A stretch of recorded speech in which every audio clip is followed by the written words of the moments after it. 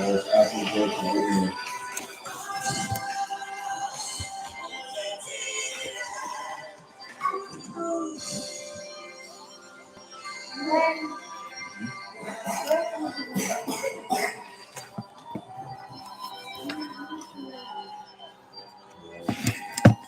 There you go.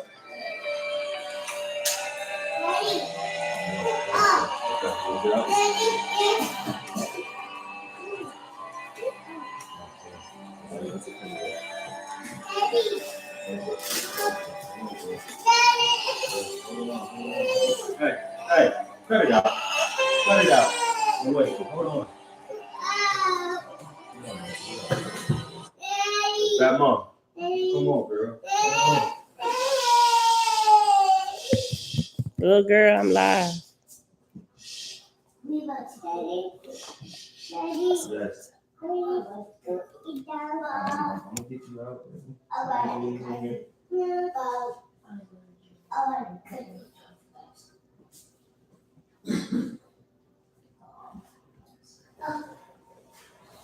Happy Friday, beautiful people. Wait.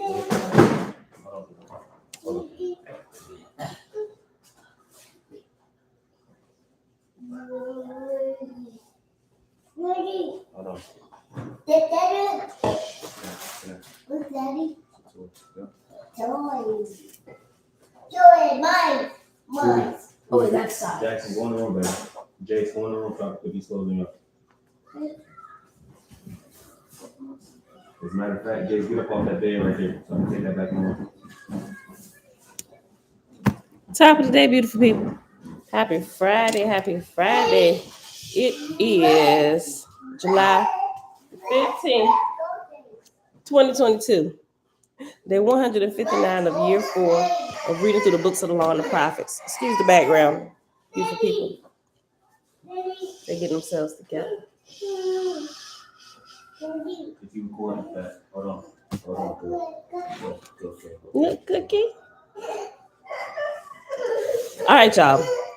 Today, it is day 159 of year 4 of reading through the books of the law and the prophets, and of the 4-year consecutive day count, day 1177. Today, we're picking back up in the first book of God on page 309, which is located in Oahspe. So let's get started. Father, we thank you for another bright day of sunshine. And even when it rains, we thank you for the rain, because even as the seasons and the weather changes, so do we. Without the changes, neither can we change. All right, y'all. Let's get started. We might finish today. We definitely might. And when we do, if we finish a little bit early, that's going to be it for today. It's 28 chapters. We're on chapter 24. So just a quick recap. I'm thinking if I should reread chapter 23. Now, let me just give a recap. Okay, so we know that Utif has passed away. And right after she passed away, Brahma passed away. They pretty much been together from the time they laid eyes on each other since they first met, and they just grew, right? They had 7 sons. The first 6, which they had when they was in like the prime of their belief of the great spirit Ormaz meaning the greatest light or greatest light entity. But when they had their last son, because the promises had been taking so long to come to pass, that Utiv's faith started to wane, and so did Brahma's just a little bit. And Hog was born under those circumstances. So when he was born, while they were in that state of mind, his eyes, his spiritual eyes, and his spiritual ears were completely closed, and he couldn't hear and he couldn't see spiritually, right? I take blissful rise and set apart living. Shalom. Trina. Hey, girl. Hey. Okay, so, but as time progressed, right? When I forgot how old Hog was, but Ormaz, or the Great Spirit, came to Brahma again because he hadn't heard his voice in a long time. They were just kind of living life, raising their kids, doing what they needed to do, still living righteously. He came to Brahma again and told him in 18 years that something would happen or something would begin to come to pass, right? So, but those 18 years we found out is when Brahma actually reached his fruition to actually become an Elohim. Was it Elohim? I think, yeah, he reached Ehin status, so to speak, right? Ehin status, pretty much you are like completely, you just clicked over to a whole nother level of spirituality where you can be used as a spiritual conduit from the great spirit, pretty much like at all times. You done put in all this work and stuff to be super holy, all this great stuff where his spirit can like reside and thrive, right? Kind of like what happened when the guy who penned this book, what's his name? I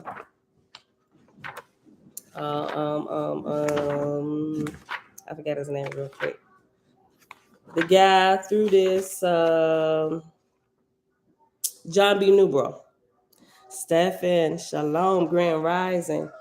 Just like it was 10 years before, and actually before the 10 years, he had already been practicing plant-based lifestyle, getting up early in the morning and just praying, doing all of those things, like really consistent with it, right? So the more he practiced it, the more, I guess you can say, the more spiritual he became, or more in tune with the great spirit he became. And until one day, they decided, okay, today's the day, let's go, right? And so the gift of automatic writing happened to flow through him. And this is not the first time that this has ever happened. Prophecy flows the same way, except for you speak it. Automatic writing, or you can call it prophetic writing, is when the spirit is moving through you and you begin to write. And that's how Oahspe was penned, right? Even while he was penning, we see in here, you know how when Brahma, he goes into like, they call it a trance or whatever, but the great spirit is speaking through him. It's like he's driving a car.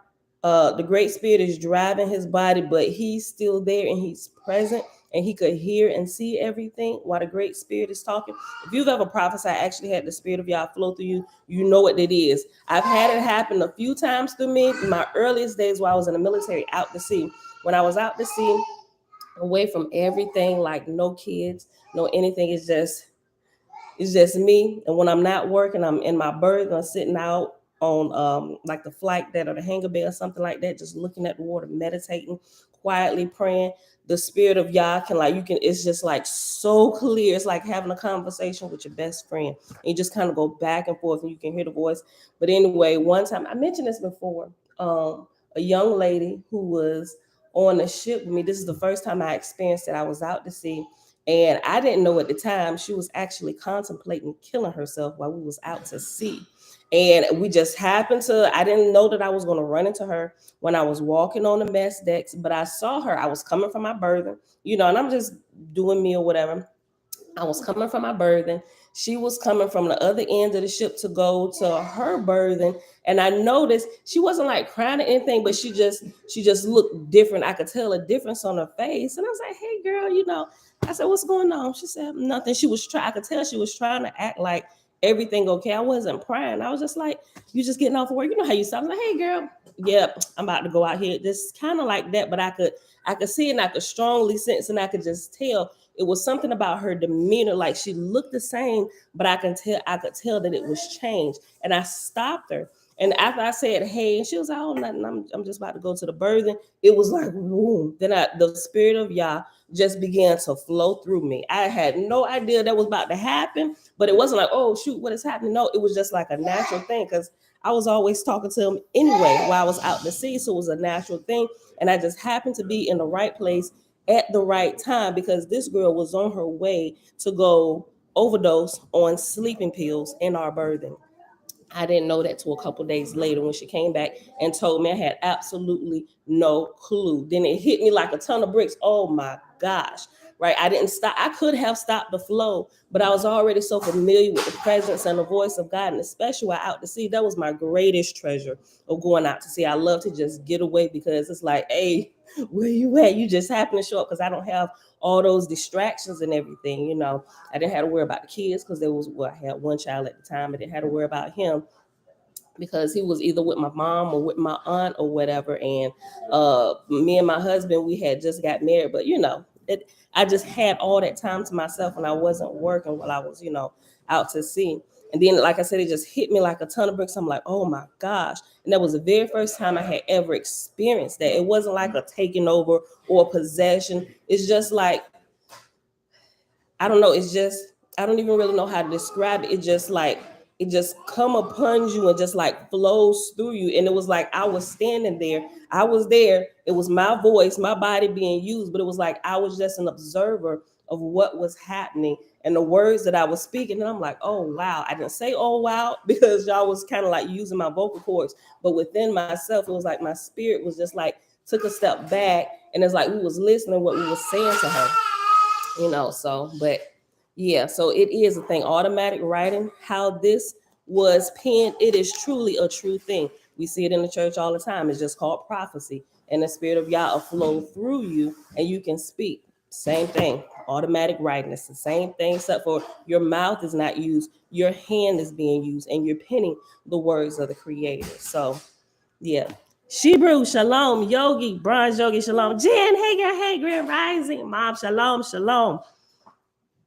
I always mess up your name. Kila Olam Casado. Shalom. Anita. Hey girl, hey.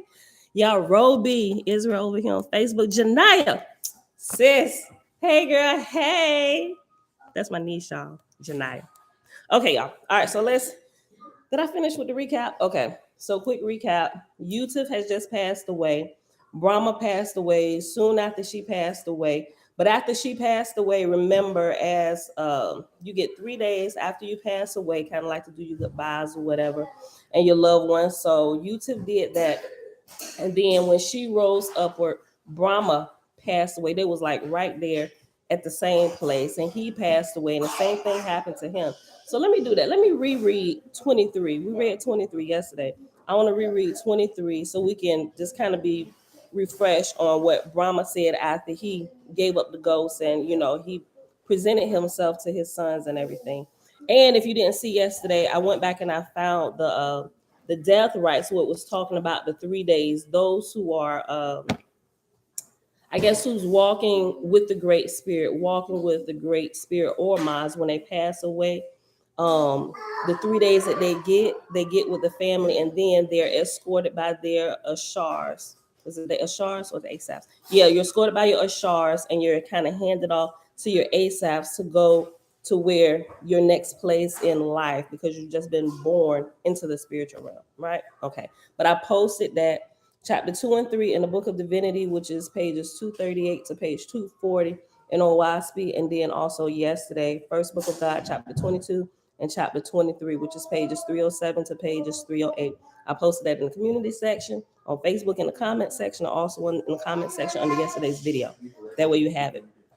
Okay, little baby. Okay, chapter 23 on page 308. The angel of God came in the sacred circle and stood in the midst. He said, "Greeting in the name of Ormazd. In his name I speak before you. First then, who of all that was dearest to Brahma, he or she shall arise." And lo and behold, there arose every man, woman, and child, more than 10,000. The angel said, "By the side of Utiv shall ye, his most beloved, bury his body. On the third day after his death, even at the hour of his death, shall ye bury him. And around about the grave shall ye sit thrice a day, morning, noon, and night, for 1 hour, singing and praying for the soul of Brahma for 2 days. And behold, on the evening of the second day, ye shall behold the graves of both Brahma and Utiv opened, and their very bodies will come forth, and Brahma shall speak with you face to face." The angel then disappeared. And the people did as commanded, and they sat watching around the grave in a circle at a distance of 10 paces therefrom. And the brother's favorite hog above all the rest, that he might be converted. And it came to pass in the evening of the second day, when the sun had been 2 hours set, there descended into the midst of the circle of light, bright as the sun, so that the multitude held their hands before their eyes. And so bright was the light that even the graves were burst open. And after graves is reference number 18, and down at the bottom, it says, "The graves could not be seen, and the graves were burst open." I'll read the whole sentence again and I'll keep going. Starting at verse 4. And the people did as commanded, and they sat watching around the graves in a circle at a distance of 10 paces therefrom. And the brothers favored Hog above all the rest, that he might be converted. And it came to pass in the evening of the second day, when the sun had been 2 hours set, there descended into the midst of the circle a light, bright as the sun, so that the multitude held their hands before their eyes. And so bright was the light that even the graves were burst open.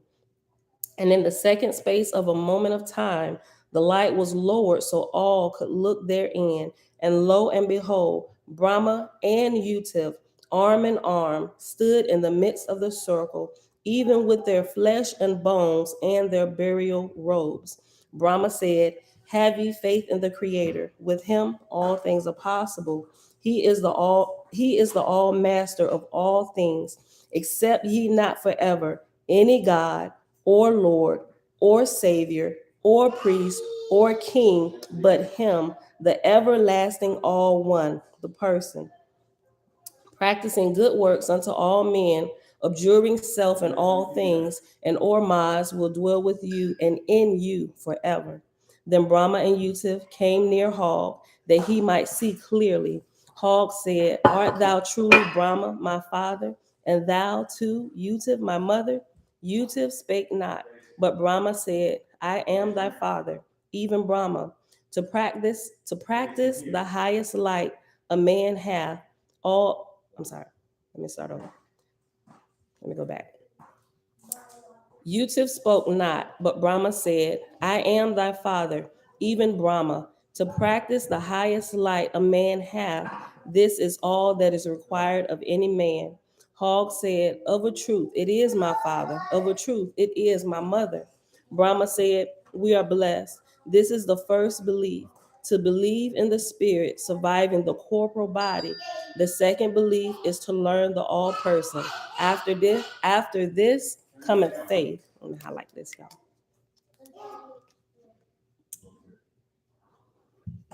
This is the first belief, to believe in the spirit surviving the corporal body. So when you pass away, you don't die and you don't go away forever. You are just being born, right? This is like being in your mother's womb is like the first cycle you go through, right? And then you're born into the world. And then you develop here just like you developed in the womb of your mother. And after you're done here, hopefully your life hasn't been aborted in one of the many ways that it can be here in this atmosphere or in this womb of the earth.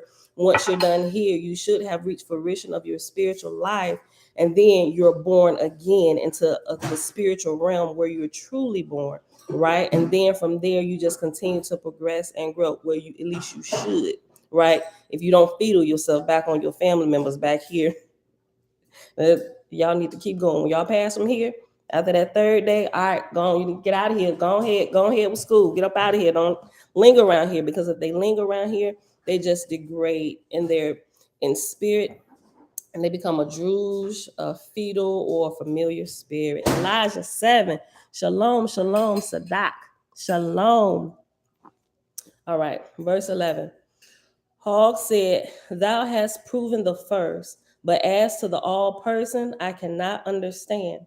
Brahma said, as I and thy mother have revealed ourselves to thee, and so proven ourselves, so in due season will Ormaz reveal himself unto thee. And these were the end. Brahma and Utiv rose up in the sea of fire, smiling and waving their hands in love to those beneath, higher and higher until they disappeared in the sky. Then went the people and witnessed that the graves were open and the bodies gone. They filled up the places and set a post inscribed, Tomb of Brahma and Utiv, God and Goddess. And that's the end of the history of Brahma. So next, I've been waiting for this. Chapter 24. Now we're about to start talking about America. Look, okay. Chapter 24. All right, so if y'all haven't read all of the life of Brahma, I would recommend, if you don't want to hear me read it, just go back and start at the beginning of where it began for him, which is chapter 14. But before 14 was the life of Abraham. it corrects a whole lot of stuff that the Bible then got all chopped and screwed by the hands of Constantine and his hosts, right? So that's it brings out a lot of truth, things that we were questioning about, things that once we begin to actually practice the Torah and we began to notice that, wait a minute, something ain't right, something is missing. That's where we kind of start like, wait a minute, y'all, something is off about this, right? Because first of all, through our years of just reading through the Torah faithfully, we began to notice the voice changes and the tonality changes throughout the Torah. It's like, wait a minute, first y'all said this, but then he's saying this. It doesn't line up with the principles of life.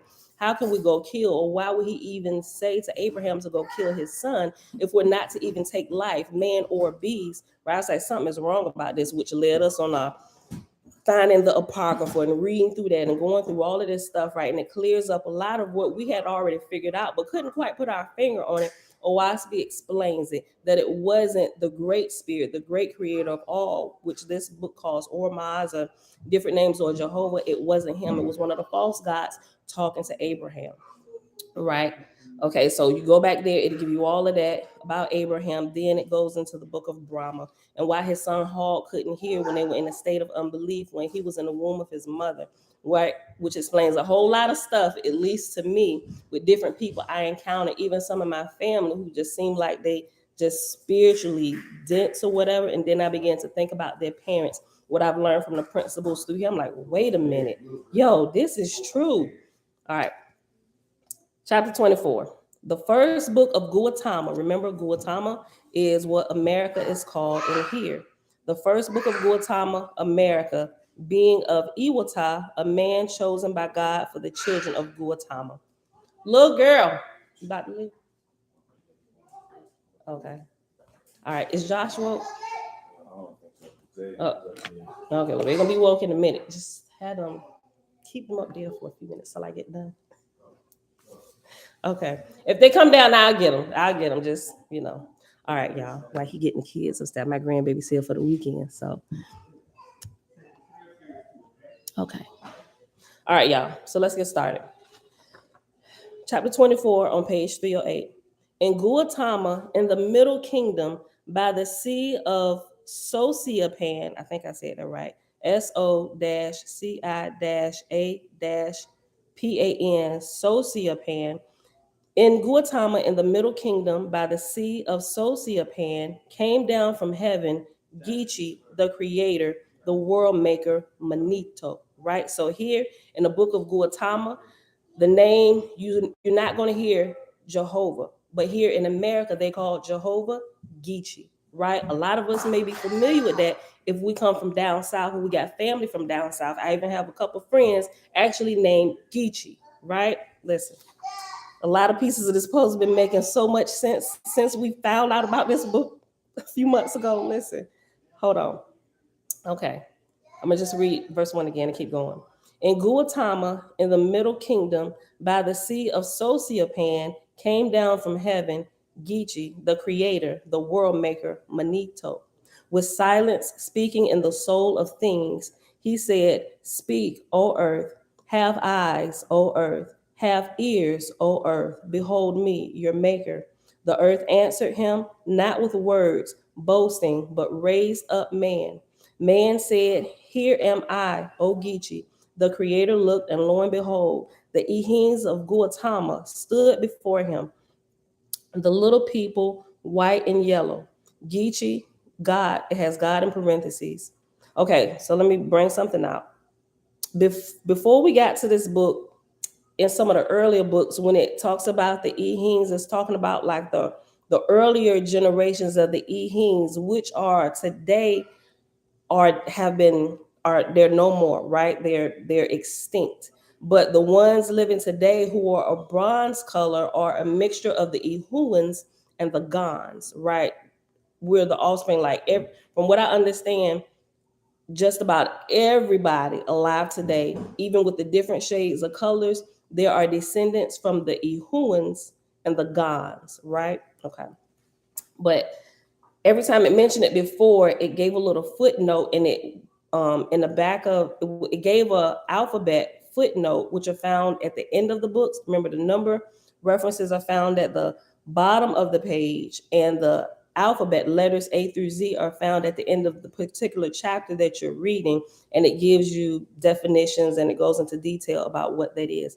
And it did that a couple times when it talked about the Ehuans, but now it's just because it's done it so much, it's just going to keep flowing without giving those reference, because by now we should get it, right? Okay. Verse 3, man said, "Here am I, O Gitchee." The creator looked, and lo and behold, the Ehuans of Guatama stood before him, the little people, white and yellow. Remember, they're extinct now. Gitchee, God said, "Because thou hast answered me in faith, O earth, thy Ong'wee," Ong'wee, in parentheses, it has talking animals. Ong'wee is ONG apostrophe WEE. Thy Ong'wee, or talking animals, shall be called Ehim. Thus was named the first talkers, men with mouths for words, ears for words. Then Gitchee, God, called the Ehims together and said they were good, even the handsomest of all created creations. And he commanded them to marry male and female and beget heirs. And they obeyed God's commands, but the dumb earth cast clouds upward and blinded the ways of the Ehims, and they strayed away from the mounds and came to black droops, which speak not, have no words, being dumb like the black mud of the earth where they burrowed. And right here after burrowed, it has a reference. Let us see. What you looking at? Right there in the cabinet. Yeah, for now until we get a hook for them. They're not in there? Yeah. Okay.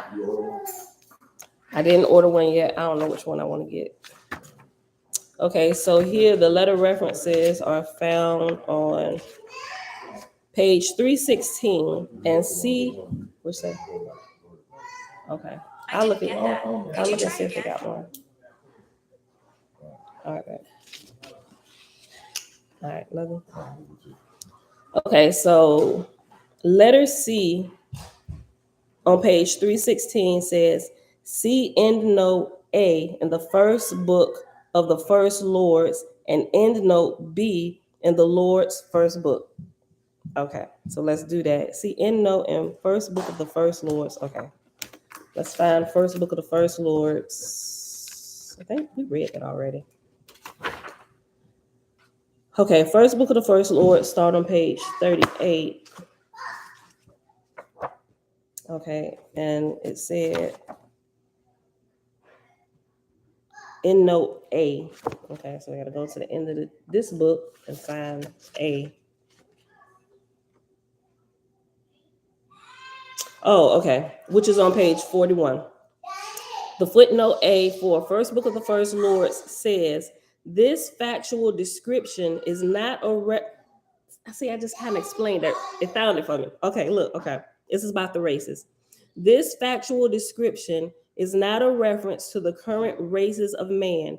Both Ehims and Drooks are extinct. All current races, little baby, all current races, whether Asian, European, African, Native American, etc., are descended from the Ehuans and the Gans. The first race of Ehuans were copper colored, but modern descendants of Ehuans and Gans are expressed in all the complexions of humanity. The reference to the Drook race should not be confused with the general use of the term, in which the word Drook refers to any person who is very low in spiritual grade, regardless of race.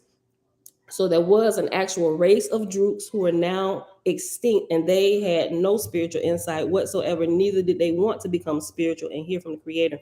So now when the word Drook is used, okay, so when they use Drook with a capital letter, is referring to the actual race of Drooks. But when you see Drook through here and it's lowercase, it's just referring to the spiritually dumb. Okay. The reference to the Drook race, and it has capital D for Drook right here. The reference to the Drook race should not be confused with the general use of the term, in which the word Drook, lowercase d, in which the word Drook refers to any person who is very low in spiritual grade, regardless of race. There are also references indicating that some branches of the Ehims were of varied complexion. For example, the Lord's fifth book chapter 3, verse 4 notes that the Ehings of Ham varied in complexion. See lineage of humanity plate at the end of the glossary. Okay, so let me keep my place while I'm trying to go through all these references. Okay, because it listed it here, you got to go to it. Okay, the Lord's fifth book, which is found on page 122. Hold on. I got to keep my places. Then we got to finish looking at the footnote that I had. This is what I do when I'm just reading by myself. I go through all the footnotes just to make sure I ain't missing nothing. Okay, the Lord's fifth book. Oh, it was 122. Page 122.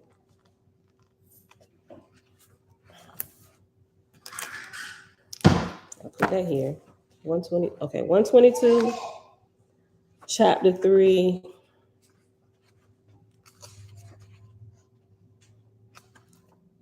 Chapter 3, verse 4. Oh, I got to highlight it. Okay.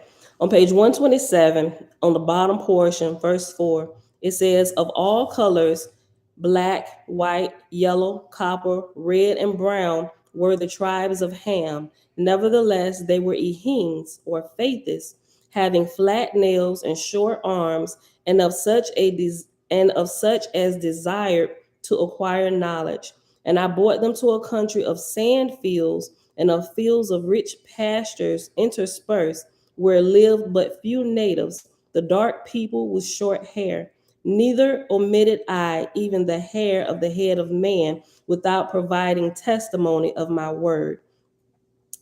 I'll read the next verse. It says, of the Ehings, I provided testimony in all the divisions of the earth, with long hair belonging to the tribes that worship Jehovah, that man of the cosmic era might perceive that the lands which they sprang is not above the water. I got to go back there and read that whole book. Okay. So that was that. And it says, see lineage of humanity plate at the end of the glossary. We'll look at that real quick. The end of the glossary. We'll just go to the end of the glossary.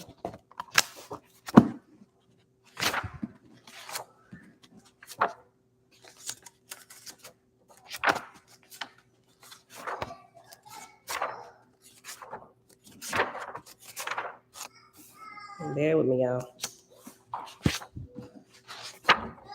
So, okay. All right. Let me hold all my places. Okay, that was that one. Okay, so I'm going to show this to y'all. And this is on page 789. Okay. And I'll take a picture of it and I'll post it in a community section on Facebook today. Okay, so it's going through like the lineage. And right here is where we're at. Right? The descendants of the Ehuans and the Gans, all the current races today. I don't know if y'all can see that. Hold on. Let me show it to Facebook first. Let me try and get it in the screen. All right. For YouTube. I'm not sure if that looked backwards to y'all. It looked backwards to me. Maybe because the way I'm looking at it. If I knew how to be all tech savvy and like have it on the screen and press a button, I would. I don't know how to do that. So I'm just lifting it up so y'all can see it. Okay, so that was that end of that footnote there. So let's go back to where we were reading. C. Okay. All right, so see in note A in the first book of the first Lords and in note B in the Lord's first book. Okay, so let's go to the Lord's first book, which is on page 59. Lord's first book, and it said go to footnote B, which is at the end of that chapter, which I got it underlined. It's on page 71, down at the very bottom. Reference B, it says, Drooks are an extinct race. All the current races of humanity today are Ehuans and Gans, regardless of skin color. Okay, so now let's go back to where we was at, and I'll read that again, and I'll just keep going. Okay, verse 5, back to page 308, chapter 24, verse 5 at the bottom of the page. And they obeyed God's commands, but the dumb earth cast clouds upward and blinded the ways of the Ehines, and they strayed away from the mounds and came to black droops, which speak not, have no words, being dumb like the black mud of the earth where they burrowed. And that was where reference letter C that just led us on that little search. Verse 6. In the darkness of the earth, the Ehines mingled with the droops, and lo and behold, a second born speaking animal, Ong'wee or Indian, stood upon the earth, tall and red and strong, swift and handsome. Gitchee, God said, I blame thee not, O Ehine. I saw the darkness, saw thy straits, but nevermore shalt thou dwell with droops, nor with the new red born. And that would be the new red born. I'm red born, right? Matter of fact, some of us even call red, right? I blame thee not, O Ehine. I saw the darkness, saw thy straits, but nevermore shalt thou dwell with droops, nor with the newborn, nor with the new red born, those with faces like new copper. Call them Yahuwah, for they shall be protectors over my chosen, the Ehines forever. The Yahuwah shall drive away the Baugh.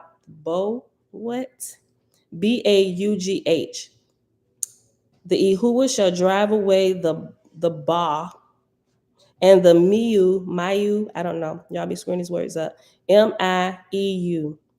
The Yahuwah shall drive away the Ba and the Miu and great serpents and all man-slaying beasts, for I will make mighty nations out of the seed of the Ehuans. The first Ehuan's name was Oedu, O-E-Du, Oedu, and his wife's name was Unah. And they begat Owena and Dan and Shusa, but they had no more heirs.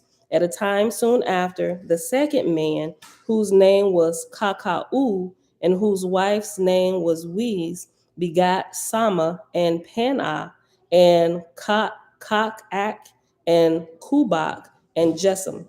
And these were the first tribes of Ehuans in the land of Guatama after the flood, and they dwelt together, marrying and begetting offspring, dwelling in peace. And the Ehines taught them in all things, so they became an honor on the earth and a glory unto the Creator. But they were mixed so together that one tribe had no preference over another. So by commandment of God, they were called the tribe of Eodukakau. Oedukakaou. Oedukakau of the Middle Kingdom. Wani o Pangana as what? Wayne eo Pangan no sa. And in parentheses, it got Central America. In the valley of Owak, by the river Hojanwan, Gitchee, Jehovah created another tribe called Bakhawughmeiuhowangotibah, and to the north of them in the mountains, Miuhowangotibah. And their tribes, okay, son, love you too. And their tribes, you're welcome. And their tribes commingled, and Gitchee, God named them, oh gosh, listen to this name. Bakhawughmeiuhowangotibah. Jesam, son of Rakau, married Weepon, daughter of Bakhawughmeiuhowangotibah. And they begat Stogabak, and he begat Com, and he begat C, and she married Ban, son of the tribe Rakua, and Ban's firstborn son's name was Lebanasi. And Lebanasi was born in Suis of the second order and could hear the voice of the Creator, Gitchee, the Great Spirit. So remember, Suis, there are natural ones who are born in Suis, meaning they, just like I said, can hear and see the voice of the Creator in all spiritual things. But for those, remember the Droops, they because they didn't have it, they weren't born that way, they learned how to create it. And it said Jehovah suffered them or allowed them to be able to do that. And so the people that they put in training for Suez were the infants, and they put plates against their head, and they were called the flatheads. But what happened was, when they put these plates on the heads and they kind of trained the baby's head or whatever, when that plate would touch the seat of the soul, or that portion that can hear, which we call the pineal gland today, if that's calcified, you're spiritually dense. You can't see, you can't hear, nothing. But when you go plant-based and begin to clean up your diet, that actually begins to decalcify, and your spiritual eyes and your spiritual ears open, right? So they figured out how to do that. And the reason why the great creator allowed them to perform suicide on infants, because at least that will allow them to be able to hear the voice of the creator through their very own, because they'll listen to their very own before they listen to one of the faiths. That's just the way it was. I know the names are crazy. Oahspe College University, shalom, shalom. He said the names show how Oahspe is authentic. I would say so. Ooh, I'm gonna share your video. He said I did a video called Ancient Aliens with a chart showing the races of human. Okay. I appreciate that. Thank you for sharing. Chart. Remember, I'll share his video today. I'm gonna find it and I'm gonna share it. Okay, I'm gonna watch it and I'm gonna share it. Okay, so that's what suicide is, right? It can be manufactured by people who know how to do it, but you can also be naturally born with it, right? Just like we can see manufactured prophecies happening here in America or whatever, where the Bible is coming to pass. I'm like, you know what? I've read it long enough. Every single day, front to back, going through, looking at the news, looking at the stuff that's happening to Israel. But when I clicked over and I began to question a lot of stuff, I began to see that they've been doing the same thing they've been always doing for a very, very long time, keeping people all up in their emotions and stuff by manufacturing the prophecies that are in the Bible, right? Of course, you can cause things to come to pass if you created it, right? Or if you wrote it, you toyed with it, you took out things that should have been left for the people so that they could really experience the real creator. But no, they decided they want to play God. Now they're in the role of God, but falsely, right? The false gods and lords, which I would say Constantine is a part of that, right? And they begin to manufacture the prophecies, and they just keep it going from generation to generation. And a lot of our people are none the wiser because they're superly overly emotional, and they think everything is an act of God. Oh my God, the Bible is true. Don't throw the baby out with the bathwater. There are definitely some truths that are still in the Bible, but you have to be able to decipher which is which, right? So just like suicide can be manufactured, the prophecies and the judgments can be manufactured in here, it's still being done today. And because they control the media, they can control all of this, right? But those of us that know better, we know better. Okay. It's funny because my nephew, that's something I didn't tell y'all when I was doing a video, that was the day before yesterday now, the one I was telling you about my nephew that's a scientist. He was like, well, what about all these prophecies that are coming to pass? I was like, they coming to pass because they're causing them to come to pass. I said, but it's still leading to the same stuff. It ain't leading nobody. It ain't for the betterment of everybody overall. It's always to get an upper hand on somebody else. And that is not the way our Father operates, right? Okay. But I digress. Let's go back. Verse 12. And Lebanese was born in Suez of the second order and could hear the voice of the creator, Gitchee, the great spirit. And the voice remained with Lebanese during his lifetime, which was 125 years when he died. And the voice descended to Lebanese's son, Labanese, who lived 101 years and he died. And the voice descended to his son, Hata Panagu Gush Hoot Labanasi. With every generation, they just add your name on top of the previous generation's name. This is too much. And the voice descended to his son, Hata Panagush Huta Lebanesi, and thence to his son after him, named Arapansika Suda Tehatapangush Hutalabenesi. Who said, look, I'm gonna call you Hoop for short, my G. Thus were represented the 18 tribes of Gitchee's chosen amongst the Ehuans, who should become everlasting heirs to the voice.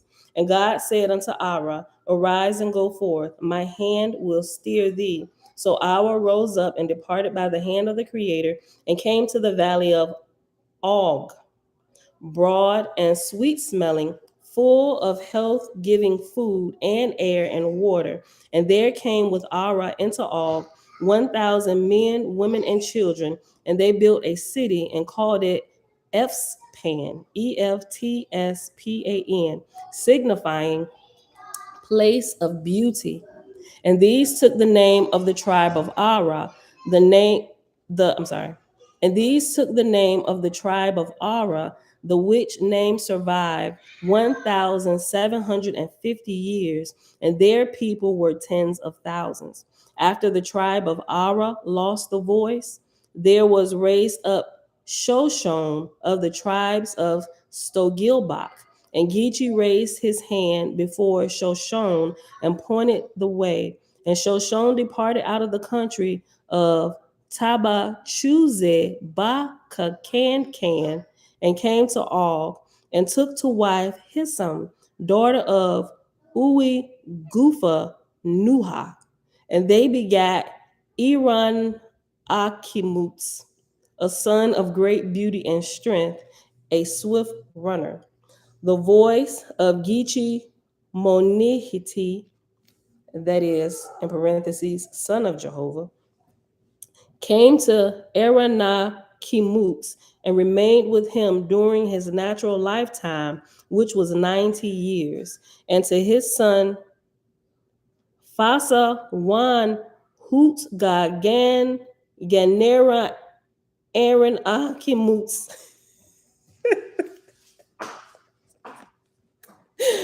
And thence to his son, Mano Goam Maya Zaz Hu Fasa Wan Hu Tagana Gena Arana Kamutz. I'm sorry, y'all. I really am an adult. I really am. And Monag inhabited the regions of the plains of Yetiawazau, Arkansas. And his people became mighty in cities and agriculture. For 4,000 years, the voice of the All-Father remained with the regular succession of the heirs of Monag, but their names and their cities' names became so long that no man could speak them aright. Look, I can attest to that clearly just by reading this account. Listen. For 4,000 years, the voice of the All-Father remained with the regular succession of heirs of Monag, but their names and their cities' names became so long that no man could speak them or write them. Oh, wait a minute, hold on. Little boy, what are you at my door?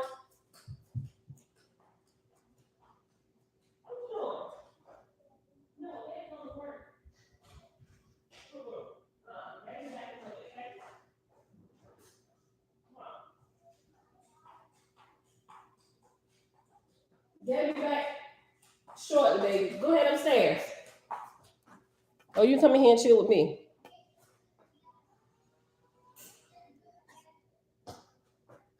My grandbaby trying to leave out the door. He was looking for his daddy. Okay.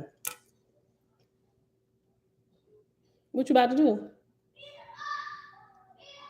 You can stand there. Just don't touch the door.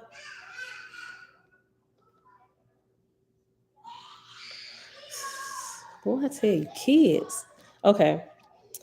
For 4,000 years, the voice of the All-Father remained with the regular succession of the heirs of Monag, but their names and their cities' names became so long that no man could speak them or write them.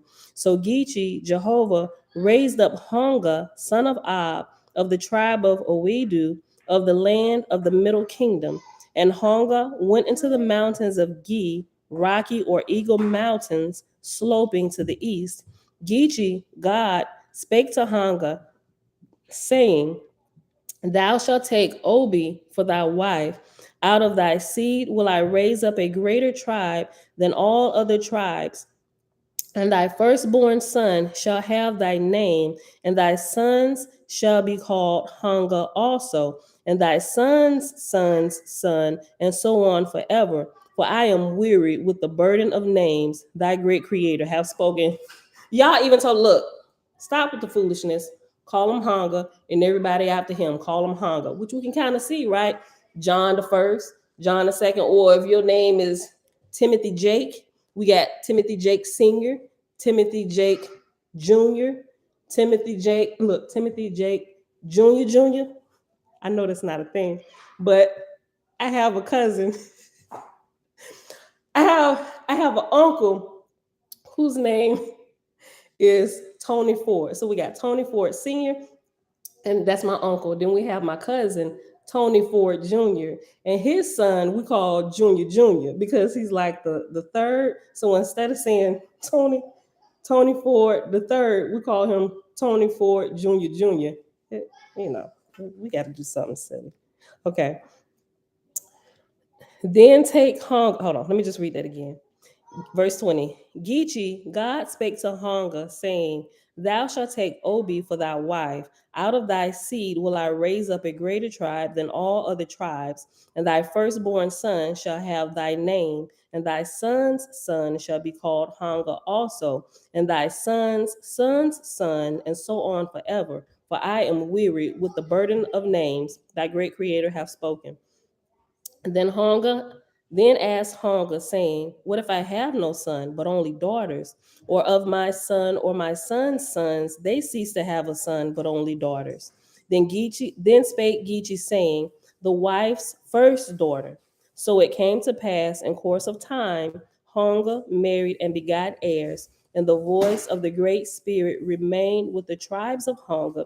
And it came to pass that he who heard the voice was always the chief prophet for the tribe, was called Hoanga, but the people themselves were called Ong'wee, the same that hath endured to this day and is called Indian, right? We know that those here from America that's native to the lands of Guatama, we know those terms, Ong'wee, right? Okay, so after chief, who was always the chief prophet for the tribe, after chief, it has reference number 19. And down at the bottom of the page, reference number 19 says, chief high prophet. So I read the whole verse again.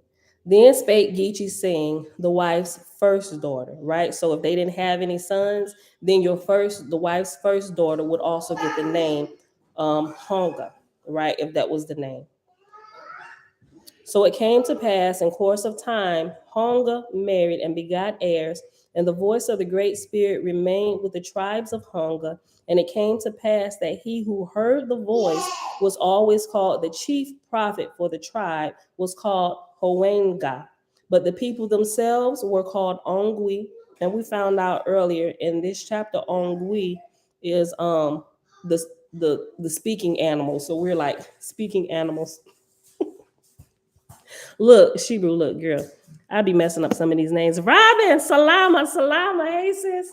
Look, I be messing up some of these names. Y'all gotta forgive me ahead of time. If y'all thought this was terrible, y'all should have been with us while we was reading through like Chronicles and stuff in the Bible.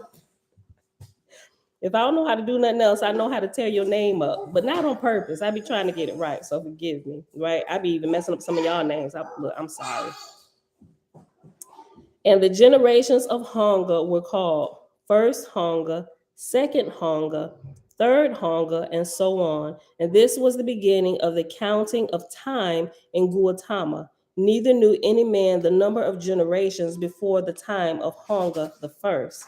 And the land became full of cities from the east to the west and from the north to the south, and the people dwelt in peace, tribe with tribe, the world over.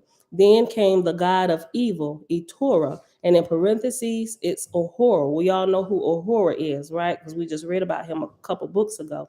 Okay, so after Ahura, it has reference letter D. So we'll go to reference letter D. Remember, the alphabet references are at the end of the current chapter. So jump back over to page 316, and D says, Etora was their pronunciation of Ahura Mazda, who was the false god Ahura or Cetus. His activities were discussed in the Book of Divinity. That's right. At the end of the Book of Divinity, after the Diva and the Divine Laws, remember, Ahura actually started out good. And then he just went to the flip side and he became a false god until he wasn't anymore. He was delivered and he had to, everybody that he done led astray, they told us, look, bro, okay, yeah, you didn't did what you done did, but now it's time to clean up your messes, right? So everybody you done led astray, you got to unlead them astray and lead them in truth and bring them up all the way to the level of truth that you understand. And when everybody that you led astray is now on your level, right, and everybody is on an even playing field, then we'll raise you all up to the next level together, right? You will not be ruler. Okay. Verse 24, and the land became full of cities from the east to the west and from the north to the south, and the people dwelt in peace, tribe with tribe, the world over. Then came the god of evil, Etora, Ahura, sowing evil in the temples and on the altars. Yea, with a false tongue and cunning came he before the prophets, stealing their eyes away, stealing their ears away, holding up his hand, saying it was the Great Spirit's hand. Yeah, he did some craziness. And Etora obsessed the nations and tribes of men to worship him, infatuating them with stories of far off countries and the glory of kings and queens. And he set on foot a war of plunder, brought 10,000 times 10,000 evil spirits to aid and abet mortals in war.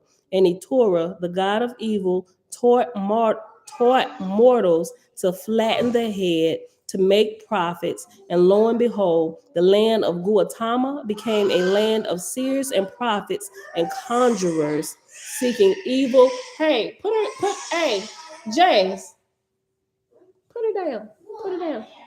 Oh, that's Bella. Put her down. Y'all stop. Going back upstairs, y'all. I'm almost done. Get some what? Yeah. Well, Jake's dad made him. Oh, y'all gonna have to wait. The wait till I'm done. Give me what time is it? Oh, it's 57 minutes. Give me a few minutes. Give me about 20 minutes. Give me about 20 minutes. Oh, I really want to finish this today. Okay. All right.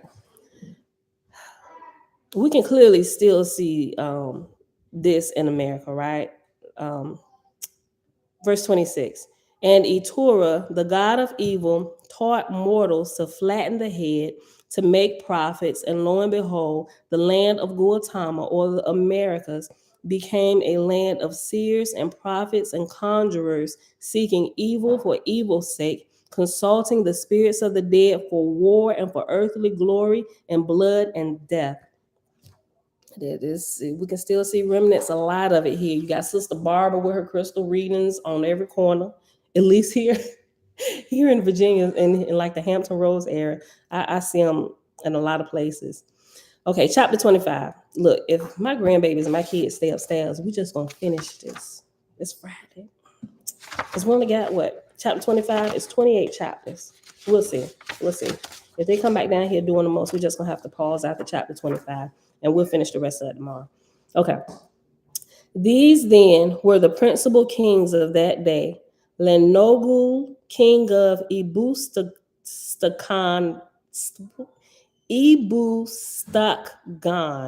a city of tens of thousands in the valley of Aragayastan. Lenogu, what? Lenogu was the son of Tugagaha, who was the son of evil Fragana Kukuwapan. It has reference number 20 after this, and it said evil Pragana Kukuwapan. It's the same word. Who was the son of Oyoyug Stuhepawehaha, who built the canal Osiwa. That word sounds familiar. Who built the canal Osiwa of Bakhawughmeiuhowangotibah, which extended from the Sea of Hulapan, Lake Superior, to the plains of Agon Q Hanalachahoba, which is Texas. Look, I'm so glad they changed some of these names to Texas and Virginia. Look, because if they hadn't, we would have been on to their shenanigans many generations ago, right? They changed. Those who win the war, they get to write the history, right? And writing history, they change the names of the places, the people, so we can't even tell our right hand from our left, right? But now was the time of great awakening. Okay. I ain't gonna read that again. Texas, near the Sea of Sociopan, where dwelt Hailthahoga, king of kings, whose temple was roofed with copper and silver. Of 10,000 boats, canoes, was the canal extending along, carrying copper and silver from the north regions to the cities of the valley of Hapen Bop Pan, and to the cities of the mountains of Ara Magala Chacha, and to Gi, home of Hunger the First, the mightiest of red men. Next in power to Langu was T.C. Gam Bao Rakasax, king of the city of Chusanima Bapan, in the plains of Irezi Hoengamas, Central America, with 12 tributary cities extending along the river Aka Esta Zaka House Toma Mak to the mountains of Nef Seda Wow Wacha Kaingama. And the third king in power, did we tell y'all about these names? And the third king in power was Chel Wasase Bakan Nezu of the city of Inuista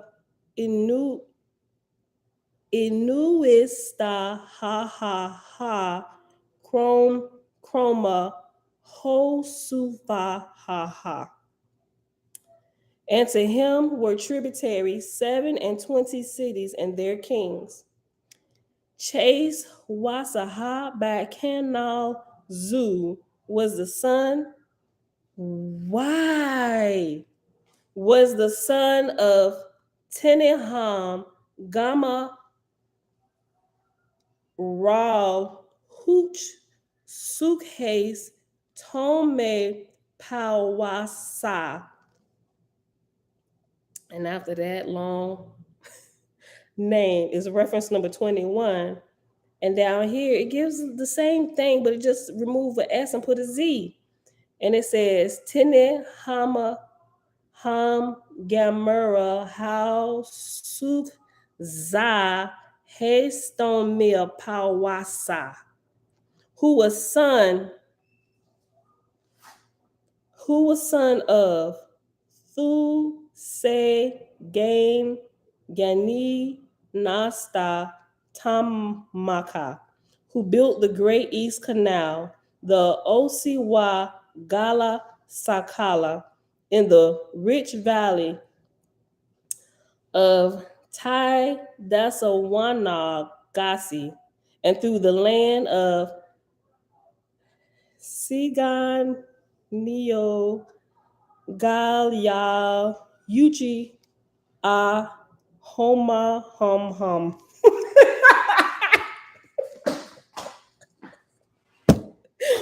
Reference number 22. Oh my God, it's gonna make me say it again. Reference number 22. See Ganil Gal Gal Ya E Usia Hama Hum Hum. Most likely Louisiana, Mississippi. Mississippi. Look, most likely Louisiana and Mississippi, where dwelt the large men and women, the Ong'wee Pakaka, Gan, E. Cola, Bass, Coax. Verse 5. The fourth great king of Guatama was Hua Gelu Maraka Kadana Pan Wow, king of the city of Itusaki Gola Hamgan Sio Kolaba, which had 17 tributary cities of tens of thousands of people. And his kingdom extended from sea to sea in the middle kingdom, Panama, where was the temple of Giloth, with 1,000 columns of polished mahogany, and with a dome of copper and silver. And with Giloth dwelt the Oshioweena, the oracle of the Creator, for 2,000 years. The fifth great king was Pinambata, king of the city of Liz, Kara Razaki Yata Sa Gangan, on the high Hiogula Ofat, which is Tennessee, with the 30 tributary cities of tens of thousands of inhabitants. Here was situate the school and college of great learning, the Ahaza Ho Putan, where were taught tens of thousands of students. Pinambata was learned and had traveled far, devoting his life to impart knowledge. He had 6,000 attendants besides 640 officers. The sixth great king was Hoajab, son of Tusik Gam Sa Pan, founder of the kilns of Wubu Hakak. Hoajab's capital city was Kahoma, with 33 tributary cities of tens of thousands of inhabitants of the plains of Hegal, and Hegal is southeastern Ohio.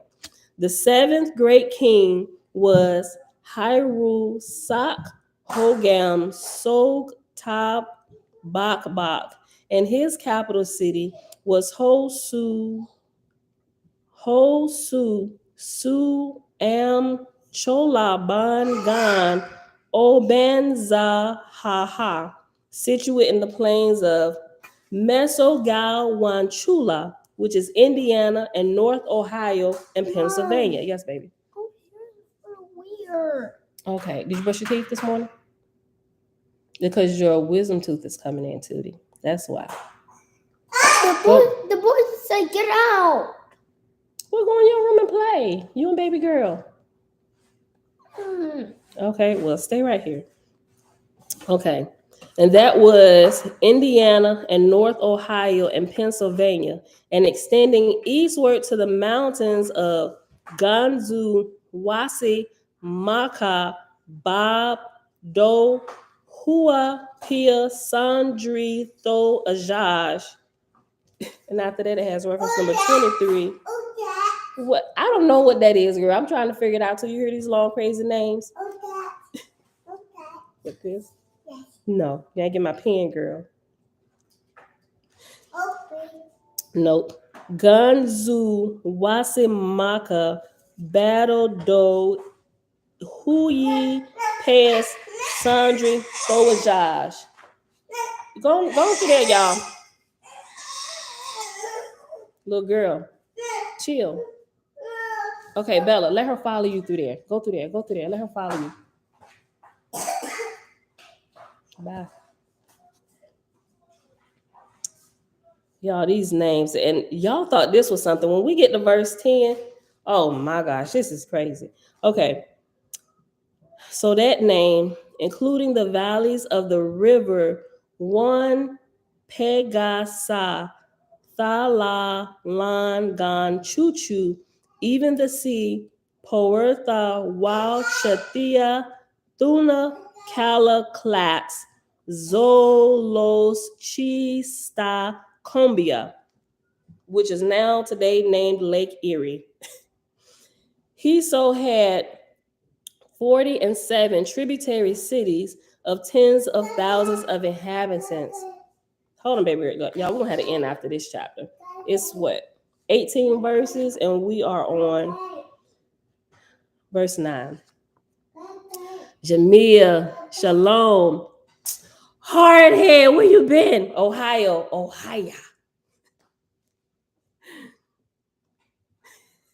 Jen said those definitely have to be ancient Native American names. I'm telling you. Listen, verse 10 is gonna be, it's just like one long scripture that doesn't break. Verse 9. Betwixt the great kings and their capital cities were 1,000 canals crossing the country in every way, from east to west and from north to south, so that the seas of the north were connected with the seas of the south. In canoes, the people traveled and carried the productions of the land in every way. Besides the canals mentioned, there were 7 other great canals named after the kings who built them, and they extended across the plains in many directions, but chiefly east to west. All right, verse 10. Y'all got to bear with me. These were Oahspe Govo Lo Bena Zihuli Galapan and Hela Gas Ha Pan Pani Guchu and Filio Stagavan Cho Bias Soso and Anitia Bolala Chu Isang Goma Kola Loban Bakbak and Iha Ben Dangan Zui Port Talicha Bagasa Migi Chi Papa and one Papalagasi Yam Gan Shu Niedio Ganachu Gangi Tiva Tusu Sam Chui Balan God. And Hachu ala go bawacha cha bakra sagan ham maz huli pan pan. Verse 11. In those days, the kings and learned men put their, look, girl, watch out. Go on, say, look, girl. Leave my cabinets alone. Yes. That, leave it alone. In those days, the kings and learned men put their hearts to work, building canals and finding places and roadways for them, and herein lay the great glory and honor of man at that time. Yes, baby. Yeah, I locked it so you can't get in there and play with my pots and pans. And God, Gitchee, perceiving the virtue and wisdom of men, sent his angels to teach man the mystery of canal making, to teach man to compound clay with lime and sand, to hold water, to teach man to find the gall, the level, and the force of water. The angels also taught man to make pots and kettles, to burn the clay in suitable shapes, to find copper, ore, and silver ore, and gold and lead for the floors of the oracle chambers, clean and white and shining, suitable for angels. And they taught man how to soften copper like dough, how to harden copper like flint rock, for axes and mattocks for building canals, taught man how to work the ore and the fire and melt it, and how to make lead into sheets like cloth, taught man to till the soil and grow wheat and corn, taught the women how to grind it and make bread, taught the hunters how to slay the lion and the tiger and the mastodon, the hagwatha, the rooting animal of wisdom. Besides all these inhabited regions, there lay another country to the far west, 50 days' journey, and the land of Goishalobach, which is Utah, a place of sand and salt and hot boiling waters. I was talking to somebody in Utah yesterday. And this region was a 20 days journey broad east and west, and 50 days journey broad north and south. In the high north lay the kingdom of Oligala, the land of giants, the place of yellow rocks and high sprouting waters.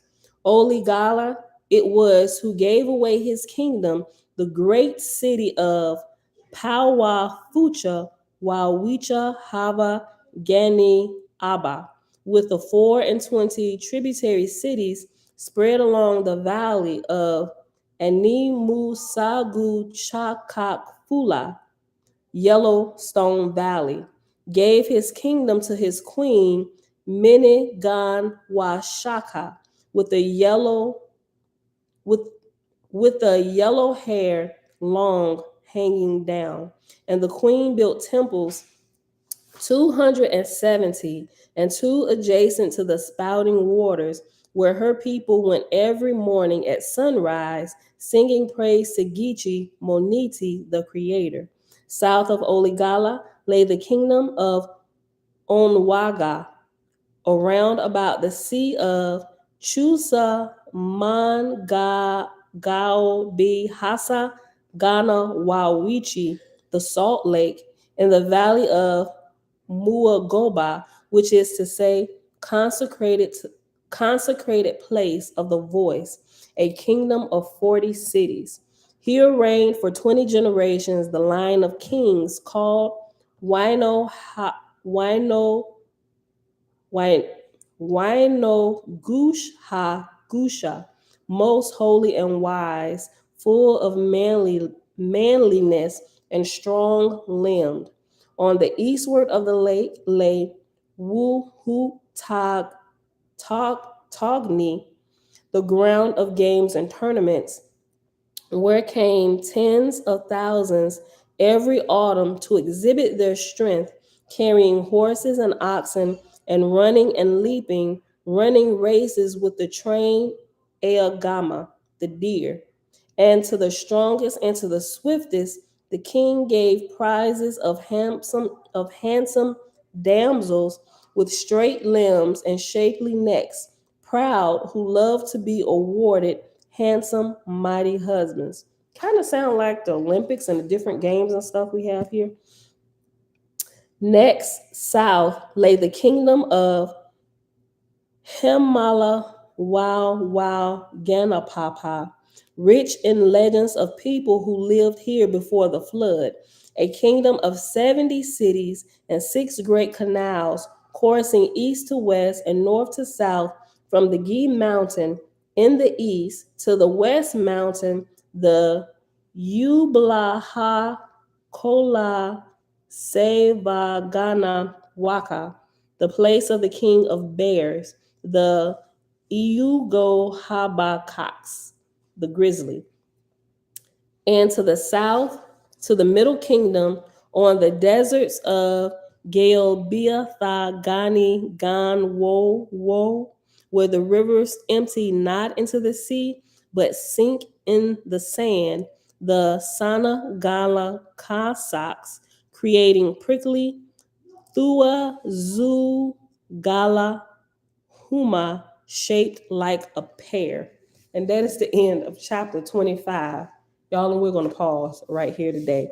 We'll pick this back up tomorrow with chapter 26, and we'll read that all the way to the end. We definitely going to be done with that early, so which means we get to start the next book Book of Wars Against Jehovah. So we'll be starting that tomorrow, right after we finish up the first book of God.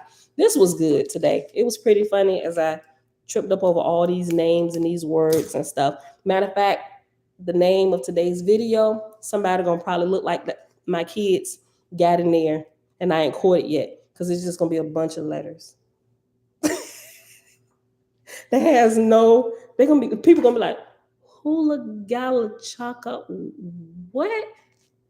Somebody gonna text me, hey, your title, did your kids get it? Nope, that's the title for the day. Go watch the video and you will see why that's the title for the day. All right, y'all. So with that being said, thank y'all for hanging out. This is what, page 312? All right, y'all. So it is Friday. Happy Friday, July the 15th, 2022, day 159 of year 4 of reading through the books of the law and prophets, and of the consecutive day count, we are at day 1177. That is without the Sabbath, right? So all the days we've been here live is 1177 days. Not, well, I ain't gonna say nonstop, clearly without the Sabbath, and the 2 little vacations I had to take. All right, we read pages 309 to page 312, which is the first book of God, which is found in the bigger book, Oahspe. All right, so I'm going to share that chart by Oahspe College University that he mentioned. And I don't think I had anything else for today. Y'all shared that yesterday. And I think that's it for today, y'all. Yeah. All right, so let me see. Check the comments. Linda, hey girl, hey. Alicia, yeah. Tiffany. Talane, hey girl, hey. Okay, that's on Facebook. All right. Set Apart Living. Look, let me say. Set Apart Living said, I applaud you for not skipping over them. Let me tell you something. When I was reading the Bible, when I was reading by myself, I would skip over it. And if I was reading over this by myself, I probably would have skipped over it. But in my years of skipping over that stuff, when I started doing deeper study of the scriptures in the Bible, I realized I probably shouldn't skip over that stuff because the genealogies were really, really important.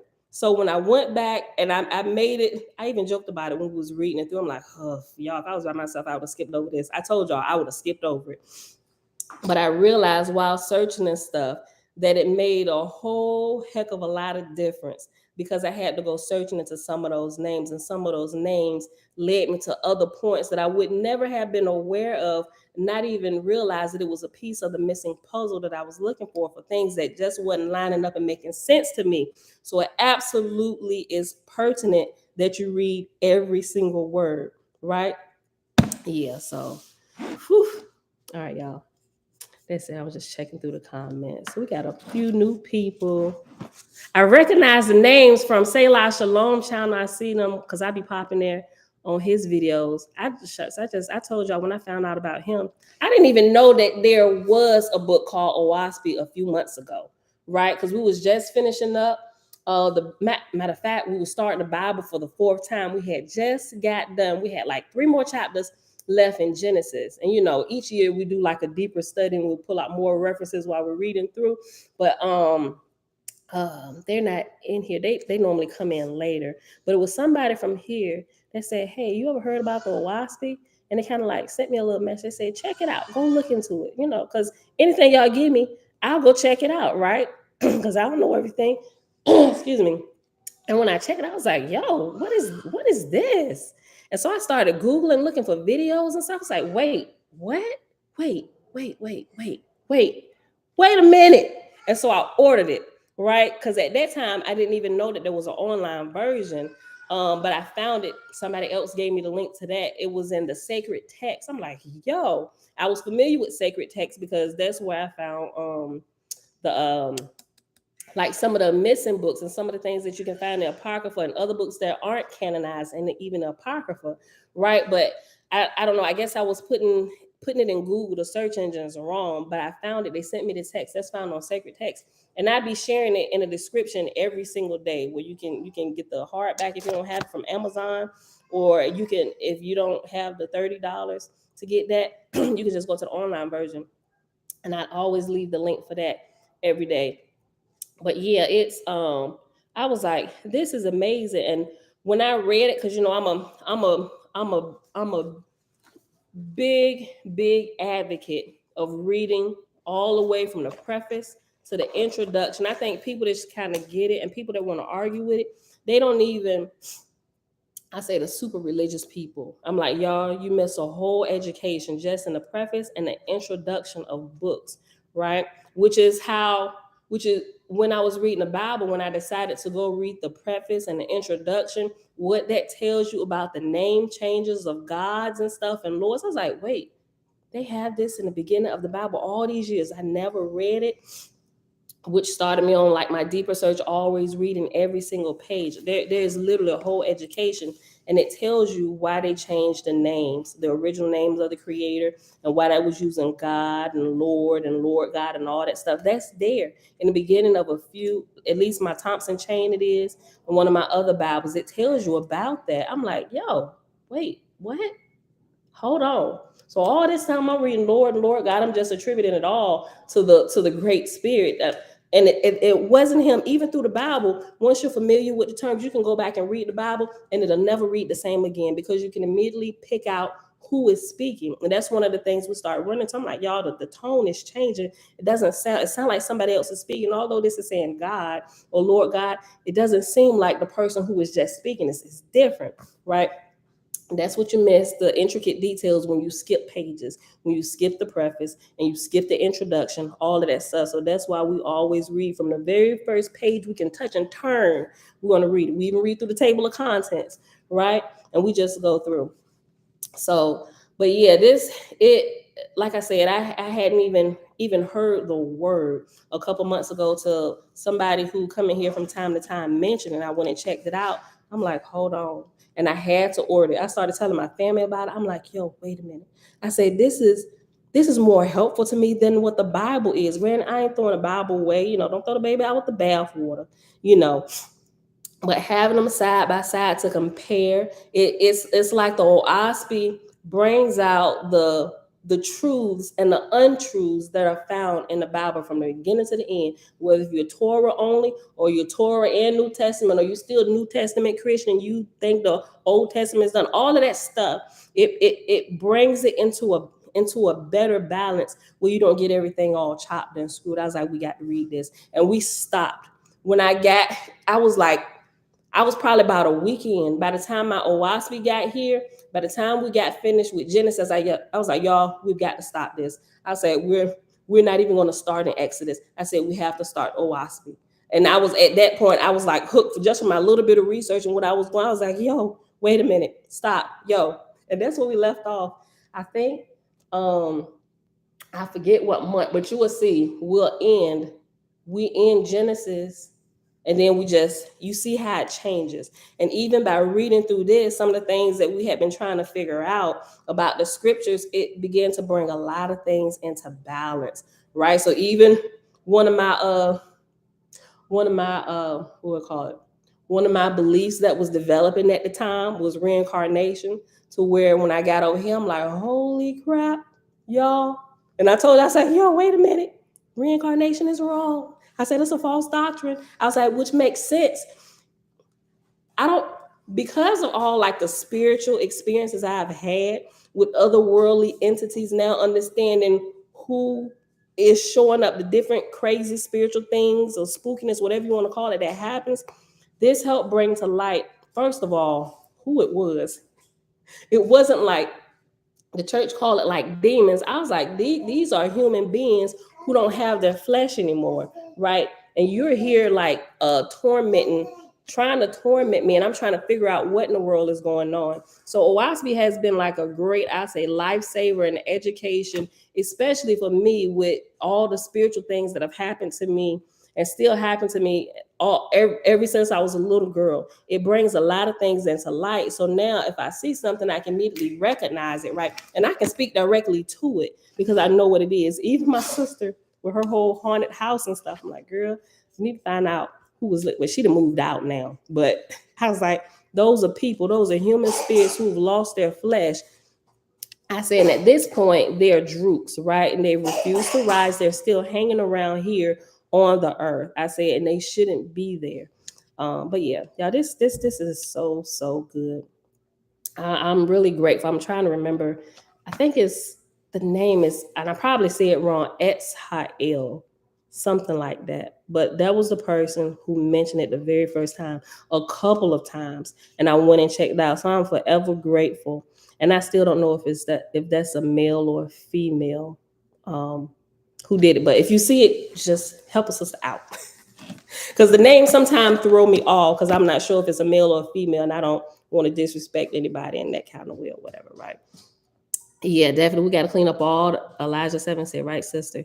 We got to clean up all the messes and help to bring a clear understanding. This is definitely, it really is an eye opener. It helps us sort some things out.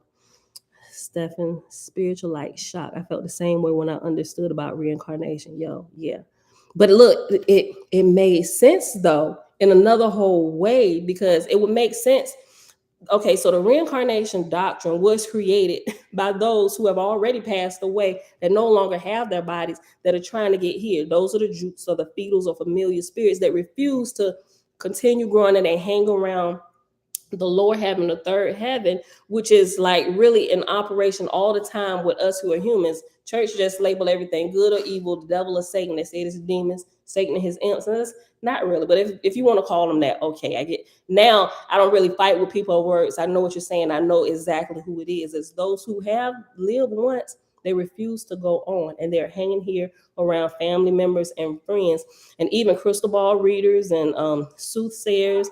When they go to get their prophecies, or they go to conjure up or whatever, the information that they get, and a lot of times you will see that it's real and it's true information, but the information doesn't come from the Great Spirit or his chain of command of light. It's coming from those fetals and those familiars and those droops who are under the rulership of false lords and gods. And you will get some true information, but they ain't gonna tell you everything, right? They give you the flip side of the complete information, and people kind of operate off that and get them all chopped and screwed and discombobulated, right? So if you're hearing voices and you're not sure if it's coming from the kingdom of light or the kingdom of darkness or the kingdom of the false gods and lords, just think about it, right? Oahspe teaches us to consider what is being said.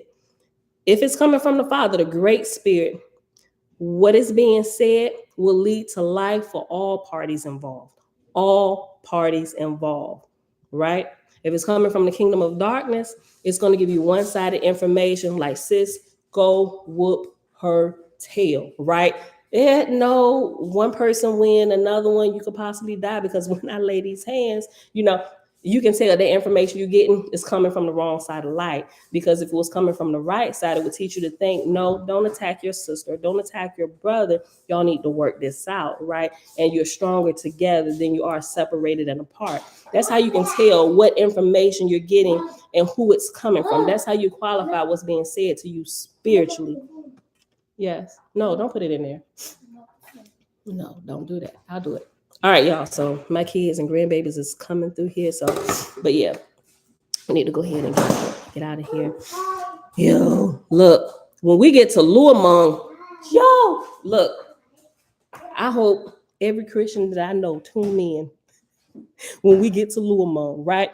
My Christian friends, my Muslim friends, because their God is one and the same. It's under the false kingdom of Luamong. You have some true stuff that's being said, but they just take the words of the Creator and they just like rewrite stuff, and they add stuff in there and they take stuff away, and it's crazy.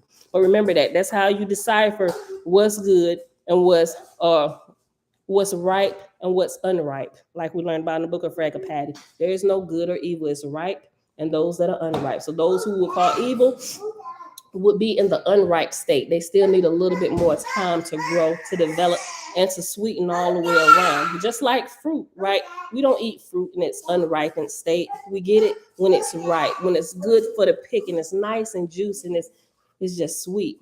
The unripe fruit is like bitterness, like Same way with people. You're either ripe or you're unripe. You need a little bit more time to grow. You need 18 more years. Like Orma said to Brahma, 18 more years.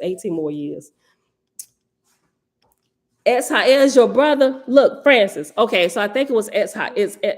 He spells it a little bit different. I think the L part is separated from the ha. I think it's X, ha, then L. But that was the person. It's Samel. You say my brother? Okay, S-I-L. So dude, thank you. Yeah, but he'll come in here from time to time.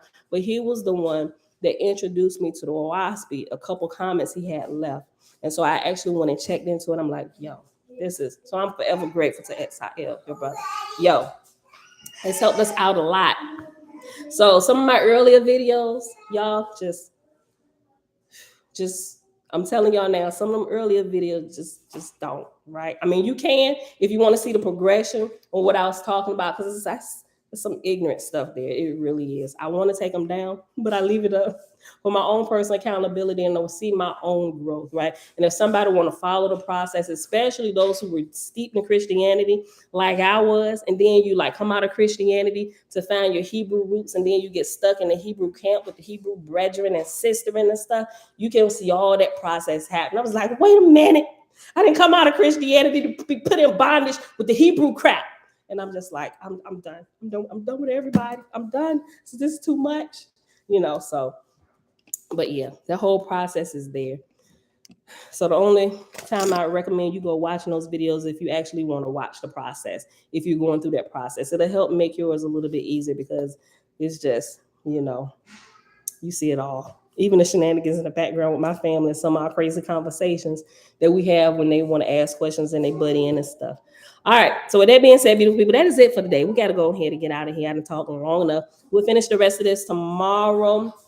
And we'll take a little bit more time because it's Saturday. Sure, Josiah, you can end it. With that being said, may the Great Spirit bless you in your journey into finding truth. And when you find it, may He give you the strength and the courage to change your life accordingly, that you may walk in the light and that you may walk in truth, and that you transition from the unripe state to the ripe state, so that when people look at your life, they can just pick fruit. This is so good. I want to go share it with somebody. I love y'all. And I see y'all back here tomorrow because it's the weekend, 7:30 a.m. Eastern Standard Time. Birds. Come on, end it, Si. Josiah won't end it today. Go ahead. Okay. Press that button. Bye, Facebook. Okay, hold on. After this, do that. Hit this. Oh, hit cancel. No, hit cancel. All right, hit next. Oh, don't keep pressing. Just give it a second. Okay. While that's doing that, just leave it right there in YouTube.